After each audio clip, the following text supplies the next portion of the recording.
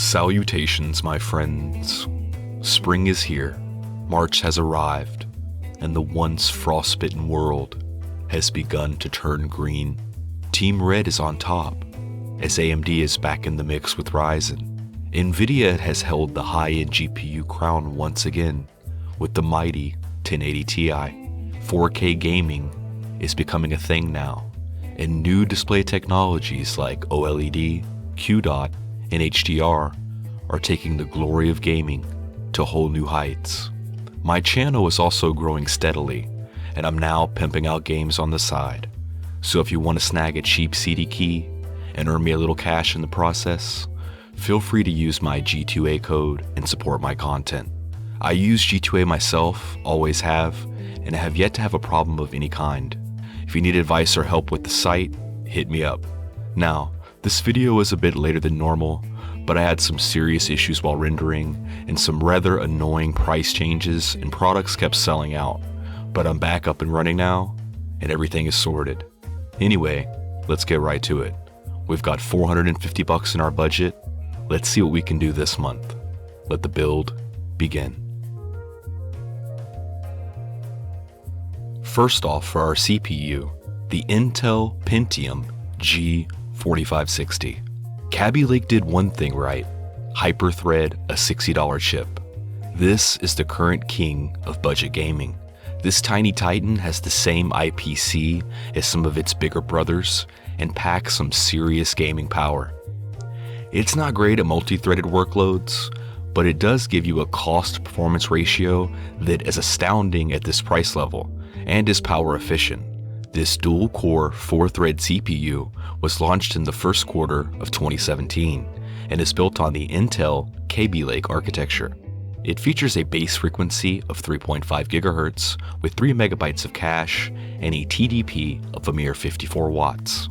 It is compatible with B150 and H110 chipsets.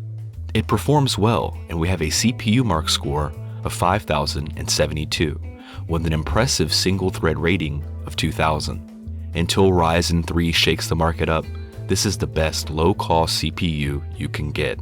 Pick one up for around $59.99, although they are currently on back order and you may have to wait a week or so. For our CPU cooler, I've selected the Arctic Alpine 11 Plus.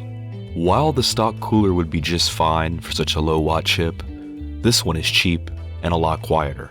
It's totally optional, but definitely a good idea if you need a silent PC. It also has a TDP rating of over 100 watts and will allow us to upgrade and overclock a more powerful CPU in the future. Arctic makes some really good thermal products and are world famous for their Arctic silver paste.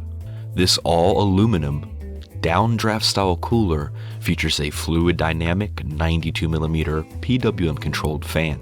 It's low profile, beefy, and packs a lot more metal than the stock cooler, weighing over 450 grams. Its contact surface is very precisely machined and requires no napping. It comes with pre-applied MX4 thermal paste. One thing I really like with this cooler is the copper heat slug in the center, giving it great thermals and allowing it to be used for delidding or with Liquid Pro, as it cannot be used on aluminum heatsinks. This cooler is one of the best kept secrets in the PC world and often flies under the radar. Arctic does one thing and they do it right. As far as I'm concerned, this should be the stock Intel cooler. Pick one up for around $12 and it comes with an insane 6-year warranty. Awesome. On to our motherboard, the ASRock B250M HDV. This is a MicroATX motherboard from ASRock featuring the B250 Intel chipset. It supports Kaby Lake right out of the box and is Intel Optane ready if you want to get your cache on. We've got 2 DIMM slots supporting up to 32 gigs of DDR4 2400 memory. We also have 1 PCIe 16 slot and 2 PCI Express slots. For storage, we have 6 SATA connectors and an M.2 slot. For connectivity, we've got a total of 4 USB 3.0 and 2 USB 2.0 on this board, as well as 1 PS2 connector.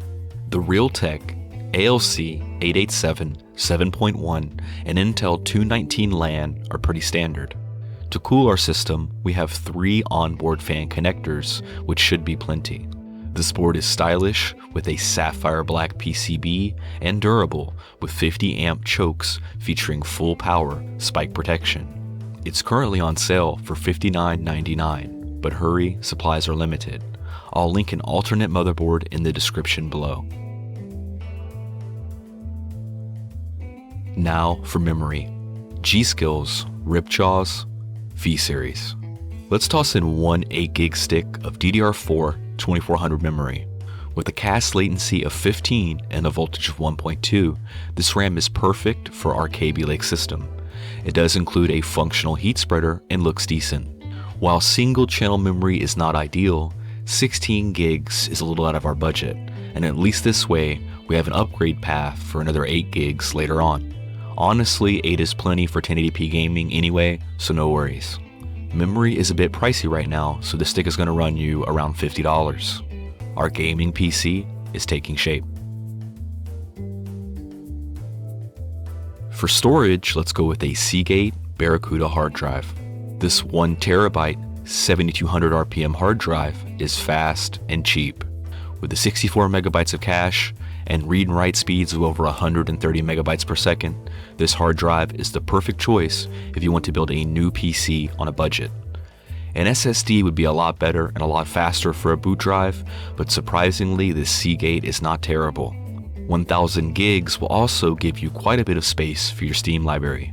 $50 for some quality spinning rust. On to our GPU, the EVGA GTX 1050 Ti. While the RX 470 would be a bit faster in some titles, the 1050 Ti is no slouch. This is the graphics card to get for a low-power 1080p gaming system, or if you want to drop a GPU in an office PC.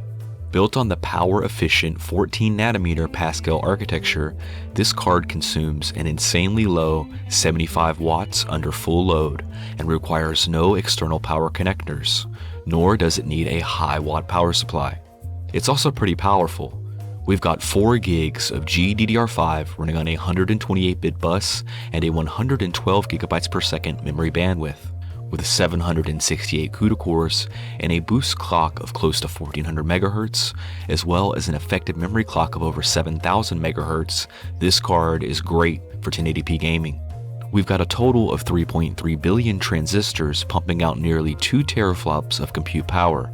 It's also DirectX 12 compatible, and its 4GB video buffer is going to be good for a few more years of budget gaming. In my opinion, 2 or 3GB models should be avoided for 1080p. You can pick this model up from EVGA for $124 after a mail-in rebate. I really like EVGA for NVIDIA cards, but as far as a 1050 or 1050 Ti is concerned, I've yet to see a bad one. Grab it, slot it, screw it, boot it, and get gaming. Rounding out this build, we have a Zalman T2 Plus MicroATX case. I like the look of this case, I like the layout, and I like the price. Measuring 16.8 by 7.4 by 14.3 inches, this case weighs around 9 pounds and is a ATX mini tower form factor. It features a bottom-mounted power supply with room for up to a 300mm graphics card. To keep things cool, we have a total of 3 120mm fans and 1 92mm exhaust fan. This thing was built for positive pressure and should have pretty good airflow. For connectivity, we have one USB 3.0 and one USB 2.0, as well as some audio jacks located conveniently on the front of the case. There is plenty of room for expansion with one 5.25, 2 3.5, and 3 2.5-inch drive bays. It's a nice, solid black design, very sleek and understated, and will look great in any room. There seems to be a trend toward tempered glass and RGBs. I say, keep it low-key. I'm a big fan of all black stealth builds. For the crazy low price of $14.99, this case might be the best value in budget PC building, and while it's nothing fancy, it's more than adequate for our needs. To finish off this budget beast, let's go with an EVGA 450W power supply. I like EVGA. You like EVGA. Everyone likes EVGA. Buy EVGA. All the EVGA. EVGA, if you're watching, send me EVGA products to review. Anyway, this 450 watt power supply is 80 plus bronze certified and has a total of 35 amps available on its single 12 volt rail. It's nothing special and not modular, but it will allow us for endless hours of reliable, cheap gameplay. It does include one 8-pin PCI power connector, but that's not going to be a problem as our 1050 Ti requires none. The unit weighs around 4 pounds and has a standard 120mm sleeve bearing fan to keep it from shooting sparks. It also has a nice black powder coat finish. Let's face it, it's 2017. If your power supply is that awful sheet metal gray, I'm not buying it. Black it out or maybe white it out. Paint it purple, neon green. I don't care. Just paint the damn thing. There is nothing worse than a nice black case with a gray power supply sticking out the back like a different colored door on a cheap car. You could pick one of these up for around $35. A great value. Now the final and semi-optional part of this build, the Arctic F12 120mm fan. This is an awesome case fan, and I highly recommend installing it in this build. It will match our Arctic CPU cooler nicely and feed it plenty of air when placed in the side panel directly over the CPU cooler. This PWM controlled fan is powerful and quiet.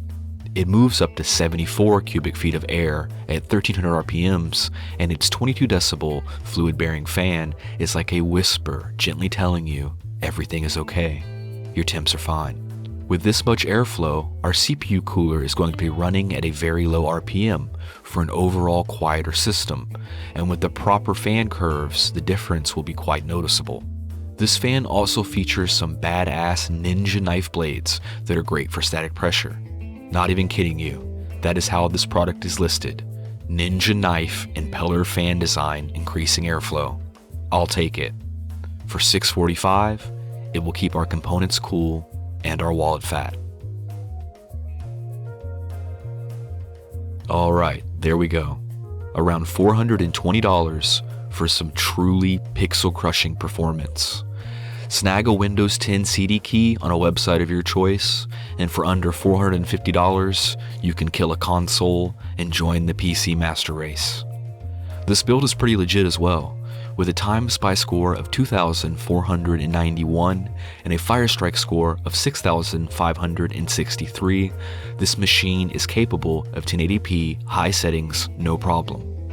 It also has a great upgrade path with a B250 motherboard. I think we have a winner. When Ryzen 3 hits the markets, things are going to get a bit more insane and prices will drop again. 1440p is really starting to become a viable budget option. Till then, 1080p 60fps ultra settings is still king. Personally, I'd rather crank up the settings and details and play at 60fps than have to drop down to low and turn off filters to hit 144.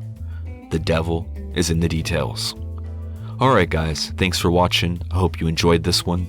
Stick around for a minute after the video and leave a comment or subscribe and become a part of this growing community. PCMR for the win. One last thing, try to get outside, enjoy the springtime sunshine a bit, but whatever you do, don't forget, game on my friends. See you soon. Voodoo out.